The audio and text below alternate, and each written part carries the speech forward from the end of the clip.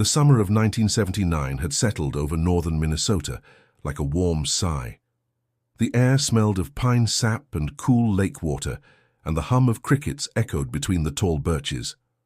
The Whitman family's campsite near Lake Superior looked like something from a postcard: canvas tent, checkered blankets, and a small fire crackling under the fading sun.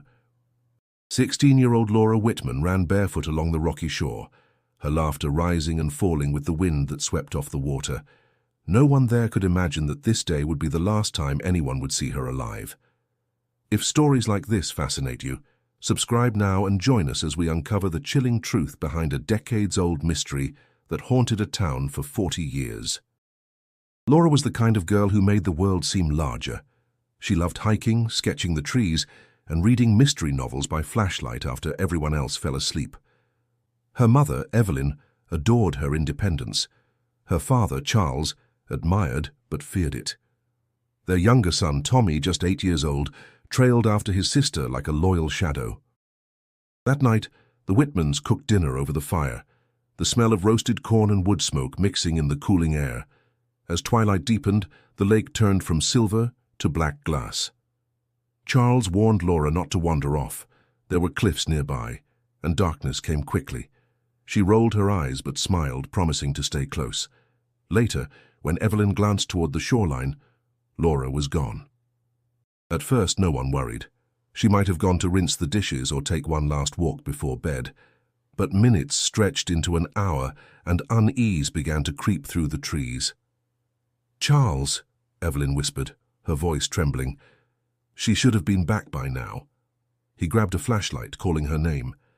The beam cut through the forest, catching the white flash of birch trunks. Tommy followed, clutching his mother's hand. The night grew thick with silence, broken only by the sound of waves against stone. By dawn, the search had begun. Rangers, volunteers, and officers from Duluth combed the woods, shouting Laura's name until their throats went raw. Tracks near the cliff edge were found, light, delicate prints that vanished near a patch of loose earth. Her red sweater was missing. So was her silver necklace, a gift from her grandmother. Among those who joined the search was Ryan Caldwell, a 24-year-old deputy just months into his job. He remembered seeing Evelyn standing by the fire pit, her face pale and still, as if carved from the lake's cold stones.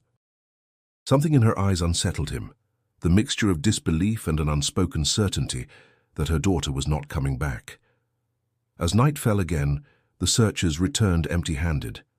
Rain began to fall, soaking the ashes of the Whitmans' campfire. Ryan stayed long after others left, staring at the lake that swallowed the moon's reflection. He told himself they'd find her tomorrow. But deep down, he knew the water had taken something more than a girl. It had taken the town's peace and his own. And this was only the beginning of a mystery that would refuse to fade. In the weeks after Laura's disappearance, the Whitman house in Duluth fell silent. The laughter that once echoed through its narrow hallways had vanished, leaving behind the smell of burnt coffee and damp laundry. Evelyn sat most mornings by the window overlooking the front yard, clutching Laura's photograph as if it were a fragile promise. Charles buried himself in work at the iron plant, coming home late, his hands still smelling of metal and grease. Only 8-year-old Tommy still asked questions no one could bear to answer. "Mom," he whispered one night, "if Laura's lost, can she hear us when we talk about her?" Evelyn's throat tightened. "Of course, sweetheart," she said softly. "She'll always hear you." But the words tasted hollow. She knew hope was the only thing holding her together, yet every sunrise made it harder to believe.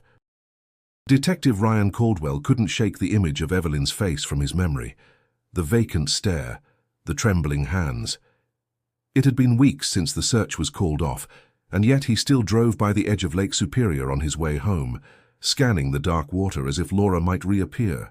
He was young, but the case had already aged him. In small towns like Duluth, cases like this didn't fade. They lingered in grocery store whispers and Sunday prayers. Neighbors left casseroles at the Whitmans' porch, but avoided looking Evelyn in the eye. Some whispered theories. "She ran away," one woman muttered in line at the market. "Teenagers do that." Another shook her head. "No, someone took her." You don't just vanish into the woods. Each rumor built invisible walls around the family, separating them from the world that had once embraced them. Charles, once known for his calm authority, grew short-tempered. He'd slam drawers, curse under his breath, then retreat into the garage for hours. Evelyn heard him talking to himself sometimes, half prayers, half confessions, though she could never make out the words. Grief had hardened him into something unrecognizable. Tommy stopped speaking in class. His teacher called Evelyn in, concerned that he'd drawn pictures of the lake with dark shapes beneath the water. Evelyn folded the paper quietly and told the teacher, "He misses his sister, that's all." But deep inside, she feared that the silence swallowing her son was the same one that had taken Laura. Meanwhile, Ryan tried to move on to other cases, petty thefts, traffic incidents, but nothing felt meaningful. Late at night, he reviewed old reports by lamplight, tracing each line like scripture. There were inconsistencies he couldn't ignore: a missing sweater, a footprint near the cliff, a camper who left early the next morning. Yet the sheriff had closed the file, labeling it unresolved. One evening he ran into Charles outside a small diner. The man looked worn, his shoulders bent under invisible weight. "You still looking for her?" Charles asked. Ryan nodded. "Every day." Charles hesitated, eyes glistening. "Then don't stop, because if you do, she'll be gone for good." Those words would stay with Ryan for decades, a father's plea, or maybe a confession wrapped in grief. Either way, he knew this family's pain was far from over, and neither was his search for the truth. The investigation into Laura Whitman's disappearance began with urgency, but quickly stumbled under confusion. The St. Louis County Sheriff's Office set up a temporary command post near the campsite. Volunteers came in droves, their flashlights flickering like fireflies through the dense pine forest. Yet every lead seemed to dissolve into the mist that rolled in from Lake Superior each dawn. Deputy Ryan Caldwell was there before sunrise most mornings, boots sinking into wet moss, notebook in hand. He catalogued every scrap of evidence: an abandoned soda can, a single sneaker print near the cliff, strands of hair snagged on a low branch. But each clue contradicted the next. There was no sign of struggle, no witnesses who'd seen Laura after dusk. It was as if the forest itself had swallowed her whole. The sheriff, Walter Briggs, was a man of routine and pride. "We'll find her," he kept saying, though his tone grew less certain each day. "No girl just disappears off the face of the earth." Yet resources were limited. Duluth's department was small, the state police stretched thin. The FBI declined to step in. No ransom, no confirmed abduction. The pressure mounted as reporters began arriving from Minneapolis, flashing cameras and asking Evelyn questions she couldn't bear to answer. Ryan hated the way they circled her outside the sheriff's office. "Mrs. Whitman, do you think your daughter ran away?" one called out. Evelyn froze, clutching her coat tightly. Ryan stepped between them. "That's enough," he said, his voice sharp. "Give her some space." Later that night she whispered to him, she wouldn't run away, she loved this place. Her certainty stayed with him. By the end of the first week, the optimism had drained away. The search dogs lost the scent near the waterline. Rain washed out footprints, and the cold northern wind made the searchers' faces raw and red. In a small town nearby, theories multiplied. Talk of strangers passing through, of hitchhikers on Highway 61. A local fisherman swore he'd seen a camper with a green Ford pickup parked near the trail that night, but no registration matched. Inside the sheriff's office, maps covered the walls, red pins marking every grid searched. "We're chasing ghosts," Briggs muttered, rubbing his eyes. "She's either in the water or long gone from here." Ryan bristled at his resignation. "She's somewhere out there," he insisted. "You can't just stop." Briggs sighed. "We can't chase shadows forever, son. The budget won't hold." That night, Ryan stayed long after everyone left, the hum of the fluorescent lights filling the quiet. He studied Laura's school photo pinned to the board, her easy smile, her wind-blown hair. He wondered what she saw that last night, what made her step away from the fire. Every answer felt close enough to touch, yet always out of reach. When he finally left, rain was falling again, steady and cold. The trail leading to the lake had turned to mud, and the forest smelled of wet earth and smoke. Ryan paused at the cliff's edge, staring into the dark expanse below. Somewhere out there, he thought, the truth waited. He just didn't know yet how deep he'd have to go to find it. By mid-July, Lake Superior had turned colder, the kind of chill that slipped through jackets and settled deep in the bones. The vast expanse of water stretched endlessly, grey and restless beneath the overcast sky. Locals said the lake had moods, that it could hide what it wished and give back only what it chose. To Ryan Caldwell, that saying had begun to sound less like folklore and more like a warning. Each morning, the search parties gathered near the same spot where the Whitmans had camped. The once cheerful campsite now stood abandoned, ashes scattered, footprints washed away by rain. The air smelled of wet pine and decay. Rangers marked search grids, their radios crackling as the wind carried voices away. Ryan walked with deliberate steps, scanning the ground, noting the way branches broke or leaves pressed into damp soil. Every sign mattered. A volunteer called out from a slope near the cliff. Ryan hurried over, heart pounding. Beneath a cluster of moss half buried in mud, something glinted faintly. A delicate silver chain tangled around a small stone. He lifted it carefully. The pendant was shaped like a heart, its surface dulled by dirt, but the engraving was still clear. L.W. His throat tightened. Evelyn had described that necklace in detail. It had been Laura's 16th birthday gift from her grandmother. When Ryan presented it to the sheriff, Briggs frowned. Could have been dropped days before, he said. Doesn't prove she was near the cliff that night. Ryan disagreed, but held his tongue. He knew arguing wouldn't help. Still, he felt a strange certainty. Laura had been there, close to the edge, maybe looking out over the lake, maybe running from something. The following days brought no further discoveries. Divers searched near the shoreline where the rocks dropped sharply into dark, cold depths. Their flashlights barely pierced the murky green water. Visibility's less than 2 feet, one diver reported. It's like the lake doesn't want to be seen. Ryan watched from above, the wind whipping across his face, the rhythmic crash of waves echoing in his chest like a heartbeat. Evelyn visited the site once, escorted by a family friend. She stood silently for a long time, staring at the horizon. It's too quiet, she murmured, almost to herself. She used to say the lake sounded like it was breathing. Ryan didn't know how to respond. He wanted to promise her answers, but all he could offer was the truth. There were none yet. That evening, a storm rolled in suddenly, thunder rumbling across the water. Lightning flashed, illuminating the cliff for an instant, raw, jagged, treacherous. Search operations were suspended.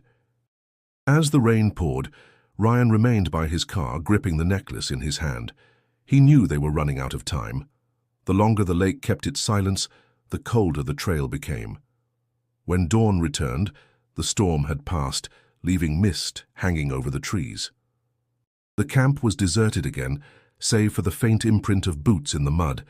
Traces of those who had come searching for a girl, the lake refused to surrender. More than 2 decades passed before anyone spoke Laura Whitman's name publicly again. By the early 2000s, Duluth had changed. New shops, new roads, faces unfamiliar to those who once lived through that long, haunted summer of 1979. But for Ryan Caldwell, time had not dulled the memory. Retirement had given him more hours than he wanted, and most of them were spent staring at the cold blue expanse of Lake Superior from his porch, coffee cooling beside him. The lake looked calmer now, but he knew better. Beneath its surface, it still held secrets. His wife, Marjorie, often found him lost in thought. "You're back there again," she'd say gently. Ryan would force a smile.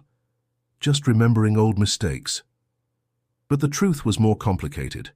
He wasn't sure if it was guilt or unfinished duty that kept Laura's face so vivid in his mind.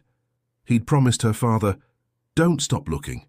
And even though Charles Whitman had died years ago, Ryan still felt that promise like a stone in his chest.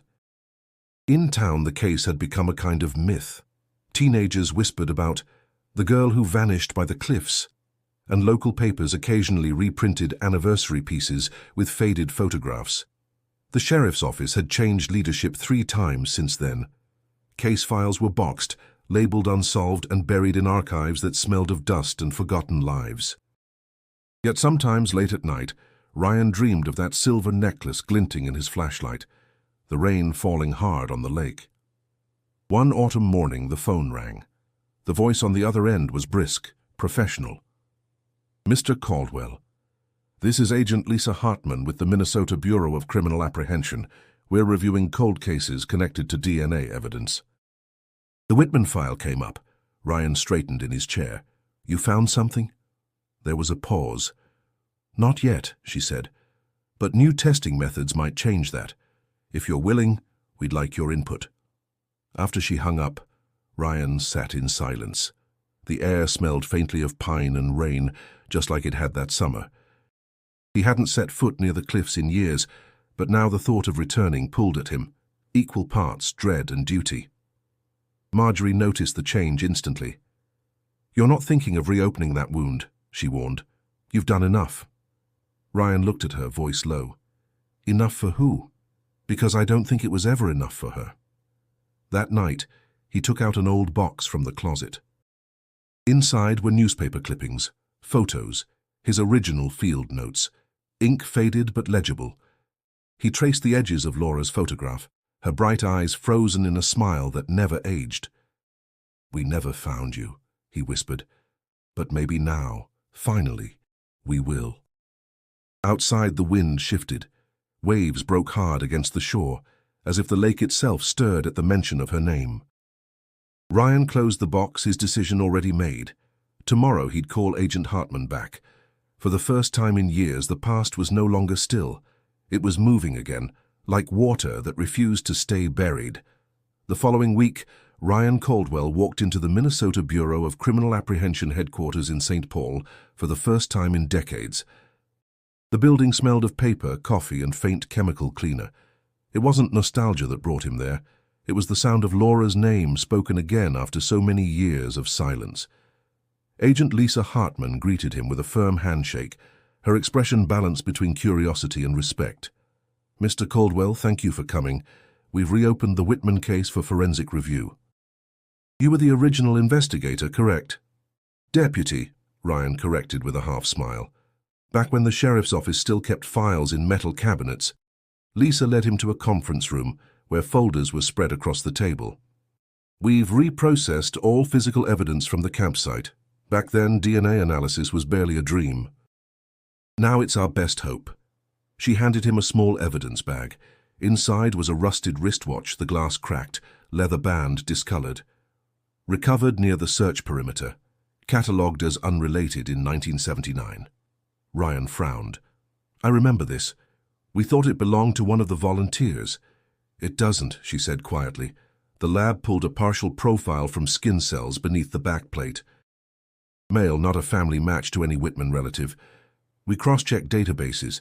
The samples trace hits two archived state cases, one from 1980, another from 1981. Both involve theft and trespassing in northern Minnesota." Ryan leaned forward. "You're saying whoever left that watch behind was active after Laura disappeared?" Lisa nodded. "Possibly. The profile's incomplete, but the pattern is consistent. Same geographic area. Whoever it was, he moved around the lake often." A pulse of adrenaline ran through him. For the first time in years, the investigation wasn't a memory. It was alive again. Still, doubt gnawed at him. "After all this time, what can we really prove?" Lisa met his gaze. "Maybe not everything. But sometimes one piece of truth leads to another." Later that day, Ryan visited the evidence archive, a windowless room lined with boxes that smelled faintly of mildew and dust. He ran his fingers along the Whitman file, edges worn from years of neglect. He imagined Laura's laughter by the fire, the flicker of light on her face. He thought of Evelyn and Charles, and of promises left hanging like unspoken prayers. On his drive back north, the landscape unfolded in long, quiet stretches of pine and mist. The radio played softly, but his mind was far away, replaying details from old reports. The missing sweater, the footprint by the cliff, the unregistered green pickup. Every detail seemed suddenly sharper, like a puzzle just beginning to take shape. That night, Ryan sat at his kitchen table, the watch laid before him. Its cracked glass caught the faint glow of the lamp. He couldn't help but feel that whoever wore it had been close to the truth, close to Laura. And if that man was still alive somewhere in Minnesota, he had just run out of time to stay hidden. Ryan Caldwell hadn't seen Tommy Whitman in more than 40 years. The boy he once comforted near a dying campfire was now a man in his 50s, living in a modest house outside Two Harbors, surrounded by the same pines that had watched over their shared tragedy. When Ryan arrived, Tommy stood at the porch, arms crossed, grey streaks cutting through his hair. "Didn't think I'd ever see you again," he said flatly.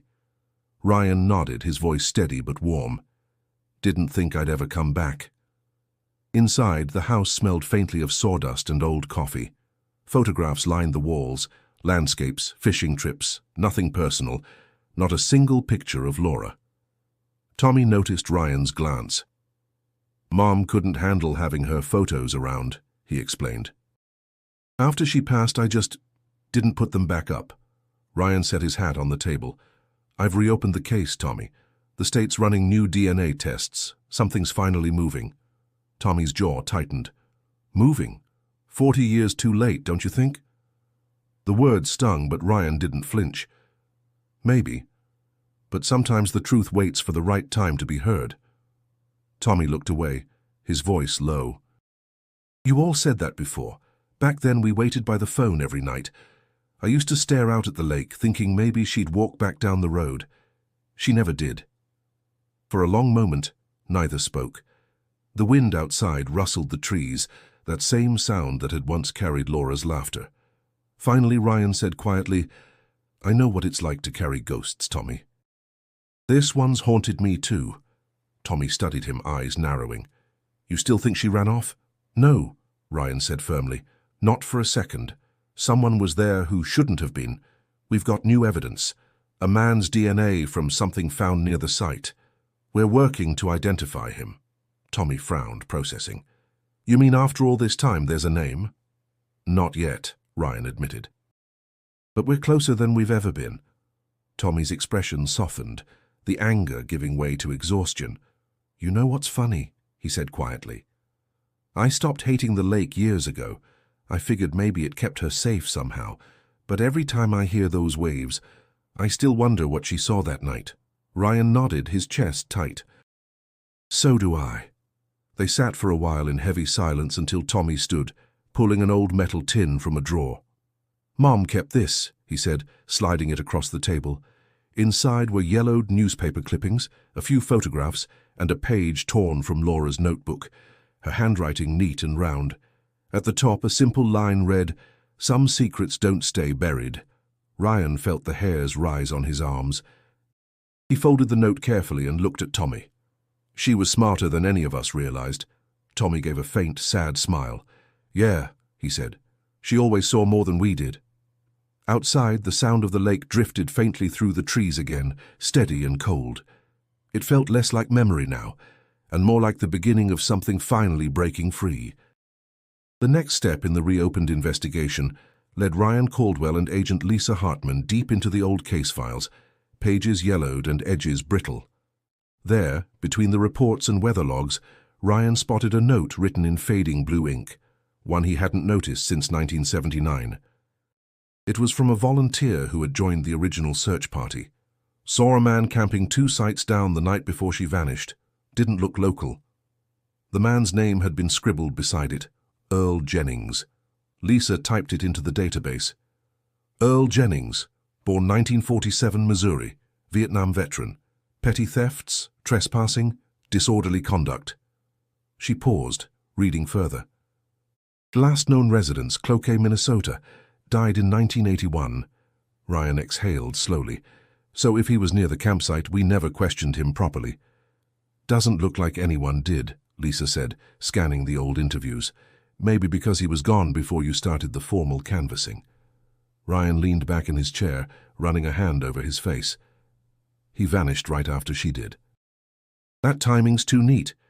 They decided to trace his past. A week later, Ryan found himself standing in front of a weather-beaten house near Cloquet. The woman who answered the door introduced herself as Martha Jennings, Earl's sister. Her face was lined with age, but her eyes were sharp. "You're here about my brother, aren't you?" she said before he could explain. Ryan nodded.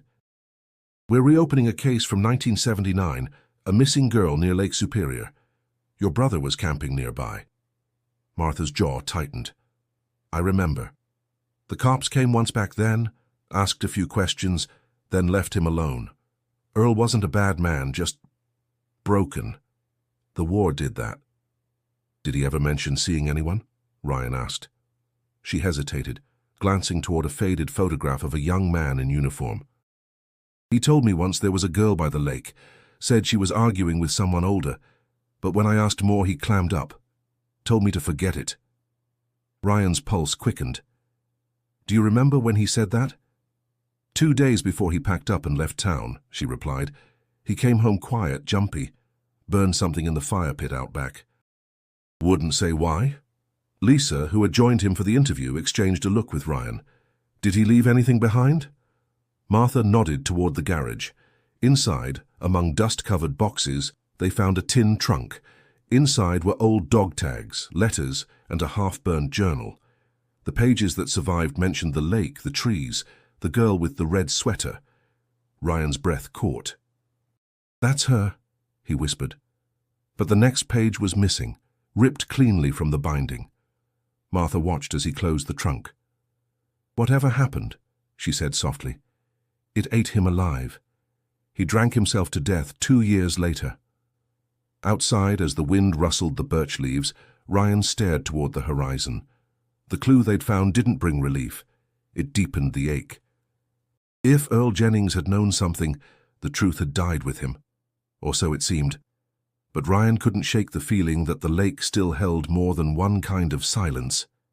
Winter crept across Minnesota slowly that year, blanketing the pines near Duluth in heavy snow. The lake, half frozen, gleamed like steel under the pale sun. Ryan Caldwell hadn't planned to visit Evelyn Whitman, but something about revisiting the edges of that long-closed circle felt inevitable. When he called the assisted living center where she lived, the nurse hesitated before handing over the phone.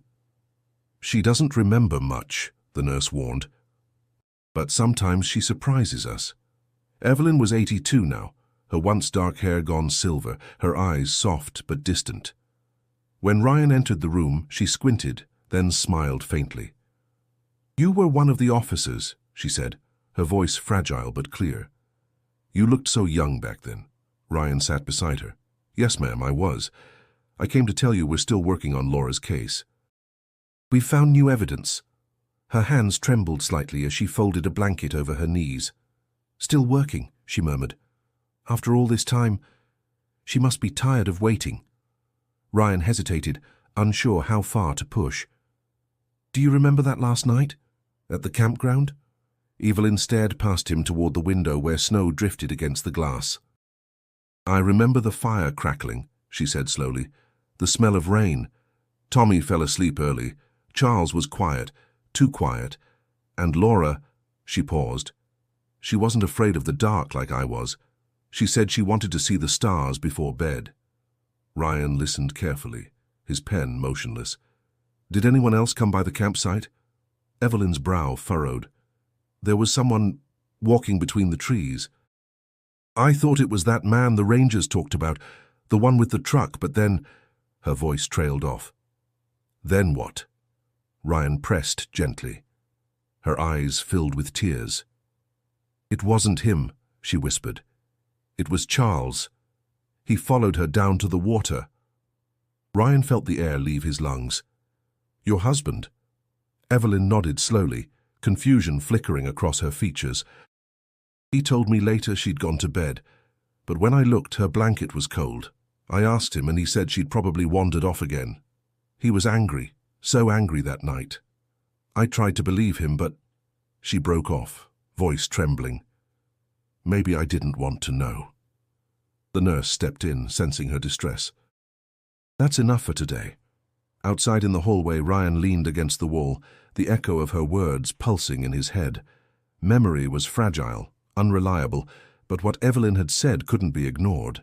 If she was right, everything he thought he knew about that night was wrong. As he drove back through the snow, the wind whipped against the windshield, blurring the line between lake and sky. For the first time, Ryan questioned not just what had happened, but who had truly been there to see it. The truth had always been buried in silence.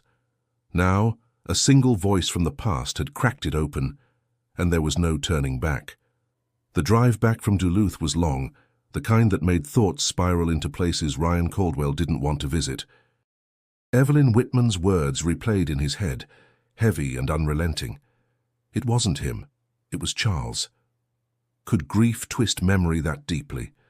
Or had the truth been hiding in plain sight all along, buried beneath the weight of a family's silence? Back at his home, Ryan laid the case files across the kitchen table.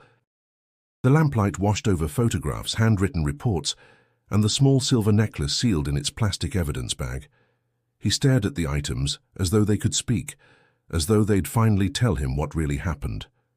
He reread the original witness statements, searching for any mention of Charles Whitman's movements that night. One note stood out, his own, dated July 19, 1979.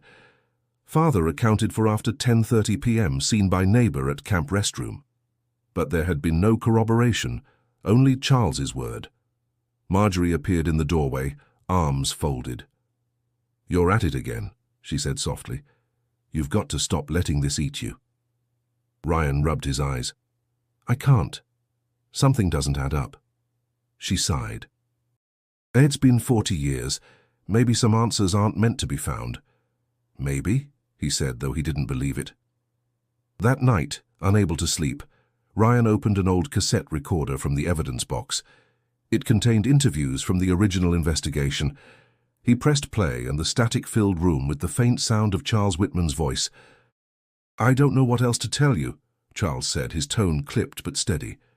"We were roasting marshmallows. Laura said she was tired. She went to bed. I stayed by the fire until the rain started." Ryan had remembered that interview for decades, but now something in the man's tone caught him off guard. A pause, subtle after the word tired. He replayed it again. There was tension beneath the calm, a held breath. The next morning, Ryan drove to the archives in Duluth and requested the old personal files of Charles Whitman. Among the documents was a police note from 1978, an incident report after a dispute with a co-worker at the plant. "Aggressive behavior," it read. "Temper issues." Ryan's stomach tightened. He could picture it now.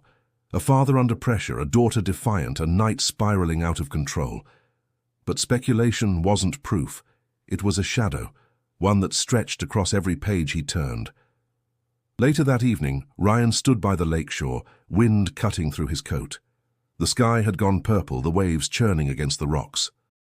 He tried to imagine Charles standing there that night, maybe calling for Laura, maybe too proud or too frightened to tell the truth. He whispered into the wind, "What really happened out here?" The lake offered no answer, only the low roar of waves meeting stone.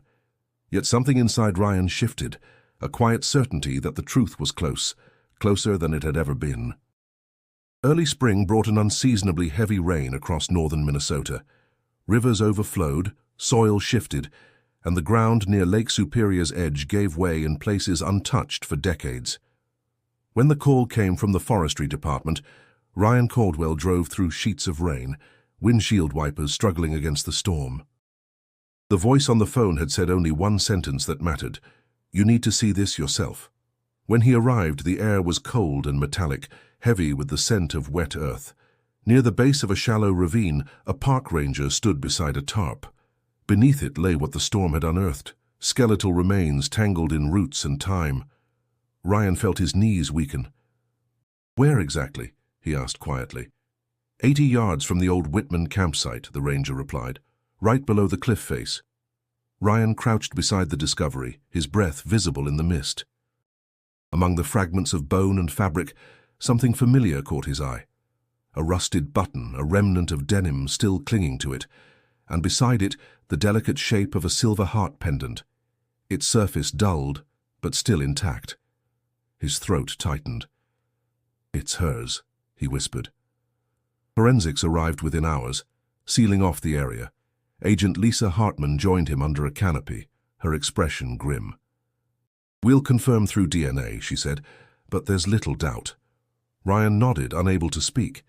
He'd imagined this moment for decades, the day they'd finally find her. Yet it didn't feel like closure. It felt like the reopening of an old wound, that had never healed. As the rain eased, investigators carefully collected each fragment, placing them into evidence containers with quiet reverence. Ryan stayed until the last piece was taken, his hands shoved deep in his coat pockets. Lisa approached him gently. "We'll know more after the autopsy. It could take weeks." "Do you think it was an accident?" he asked. Lisa hesitated. "There's evidence of blunt force trauma to the skull, but no sign of a weapon. Could have been a fall or something else. The condition of the remains makes it hard to say." He turned toward the lake, the waves calm now, deceptively peaceful. "The water held her all this time," he murmured, like it was waiting. Later that evening, Ryan sat in his truck, the sound of rain tapping against the roof. He closed his eyes, picturing the girl he'd searched for so long, the one who'd laughed by the campfire, whose voice had once carried over the waves. The investigation had given him purpose, but the truth was heavier than he expected. He dialed Tommy Whitman's number with a trembling hand. When Tommy answered, his voice cracked with disbelief. "You found her?" "Yes," Ryan said softly. "We did." There was silence, then a quiet sob. "Thank you," Tommy whispered. Ryan hung up and looked out toward the dark water one last time. The storm had stopped, but the lake still shimmered with the weight of everything it had kept hidden. Somewhere beneath its calm surface, the truth waited to be told. The results from the forensic lab arrived 2 weeks later. The DNA confirmed what everyone already knew but hadn't dared to say aloud. The remains were Laura Whitman's. The news spread quietly through Duluth, carried by whispers that felt like echoes from another time. For Ryan Caldwell, it was both an ending and a beginning. The lake had finally spoken, but what it said raised more questions than peace. He met Agent Lisa Hartman in her office, where the pale morning light cut through the blinds. "The medical examiner's report is in," she said, sliding a folder across the desk. "Fracture to the back of the skull. The angle suggests it could have been caused by a fall or a single blow." Ryan's jaw tightened. "So we're still standing between accident and homicide." Lisa nodded. "But there's something else. Her body position, the way she was found, it looks like someone tried to cover her with debris, not natural movement from a fall." The implication hung in the air like a storm cloud. Ryan closed the file slowly, his chest heavy. Someone was with her when she died. That afternoon, he drove back to Duluth Storage Archives, where boxes of the Whitman family's belongings had been kept since the original investigation. The air was cool and stale, filled with the faint scent of dust and cardboard. He sifted through the items methodically, Laura's school notebooks, Evelyn's letters to local papers, and finally a small wooden box labeled Personal, C. Whitman. Inside lay a stack of folded papers and an unsealed envelope, yellowed with age. The handwriting was careful, deliberate. Ryan unfolded the note, his eyes scanning the first line. "Evelyn, I never meant for any of it to happen." His pulse quickened as he read. The letter was dated August 1980, written a year after Laura disappeared. The words spilled across the page in uneven rhythm. "She fell.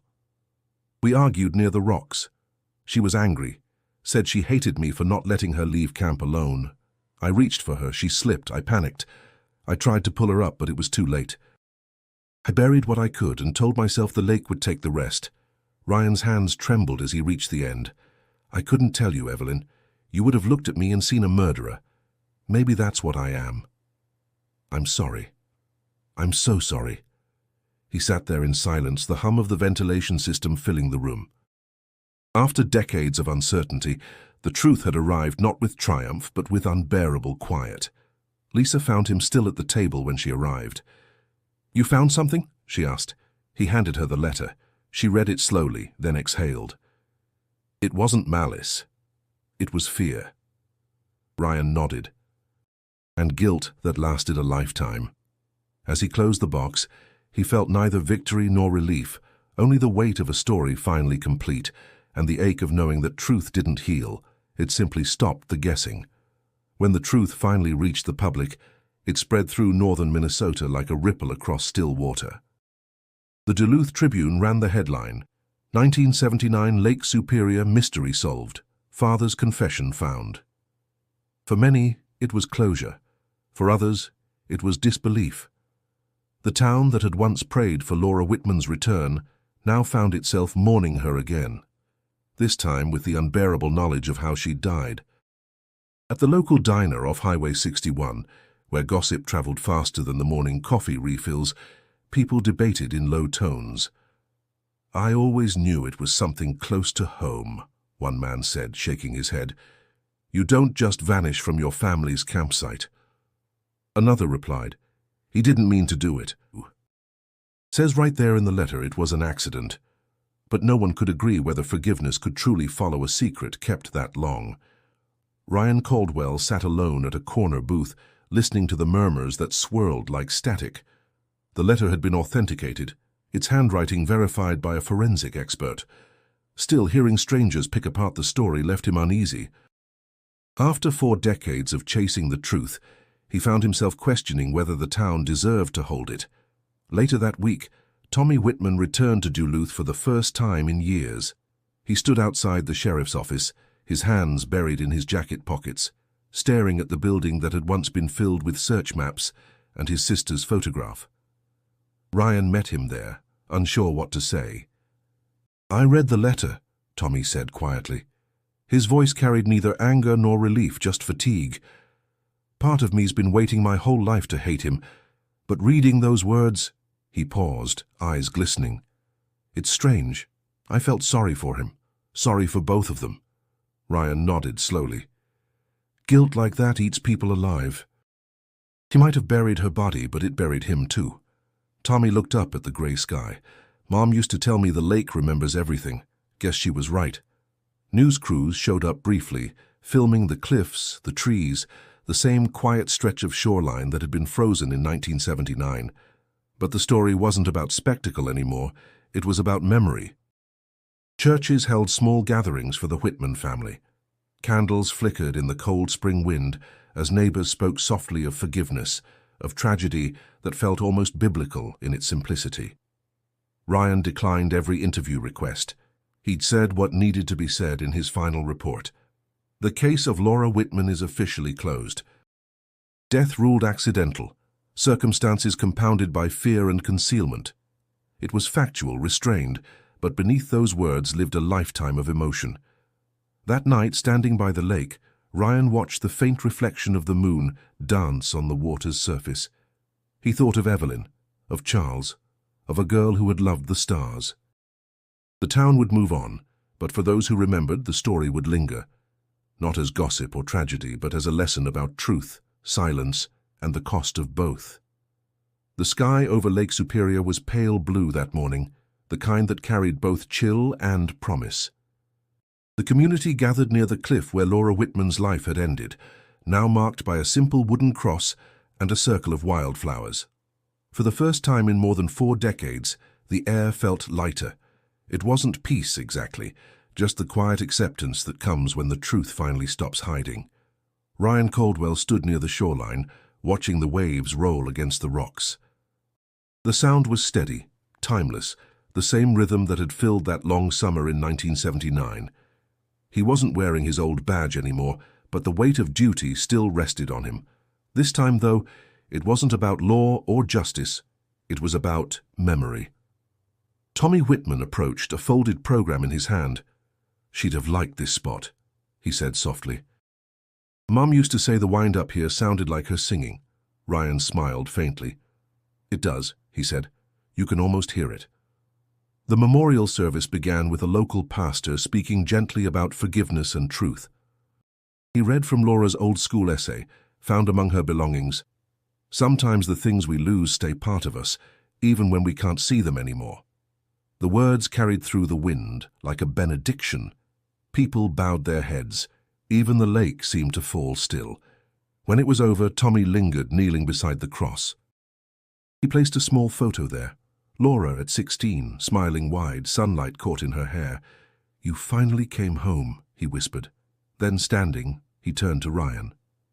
"You never stopped looking. Thank you for that."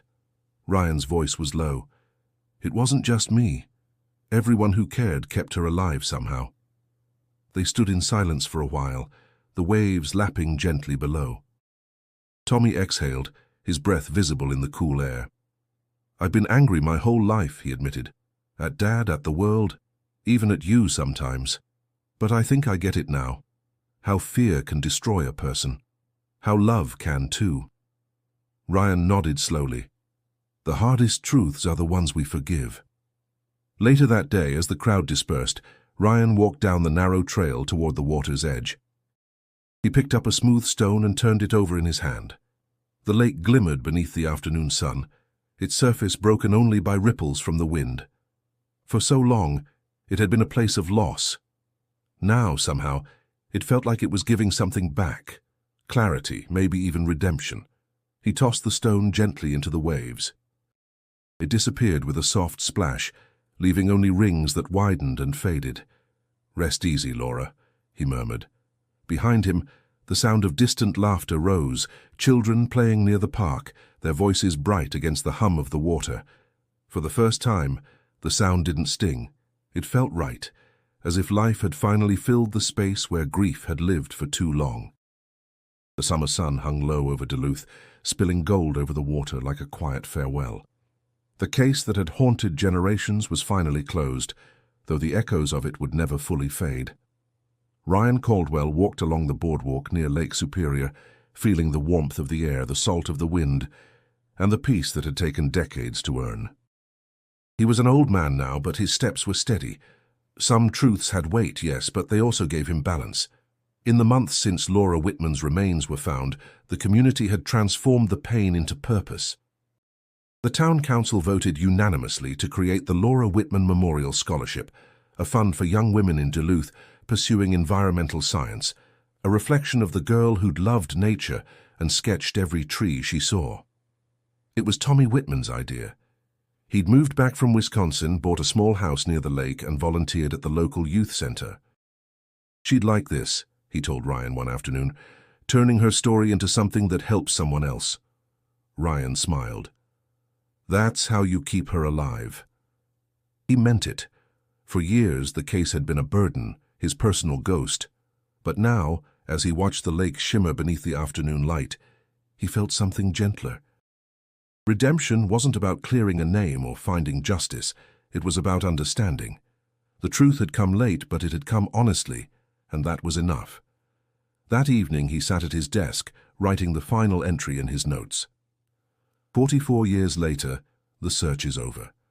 Truth once buried is never lost. It just waits for the right hands to uncover it. He closed the notebook and placed it in a drawer beside Laura's photograph, her smile still bright after all these years. A knock came at the door.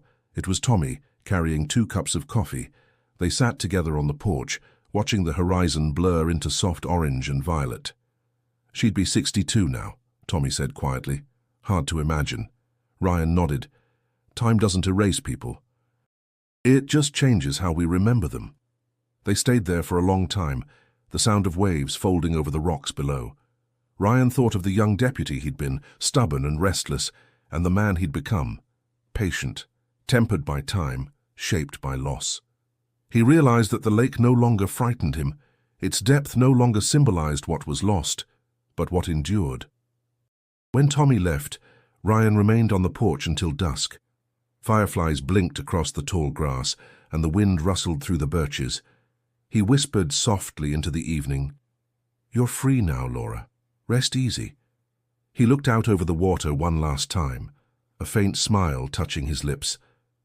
"If stories of truth and perseverance move you," he murmured, his voice fading with the breeze, "subscribe now and follow the next journey waiting to be told." A moment of stillness followed, the kind only the lake could hold.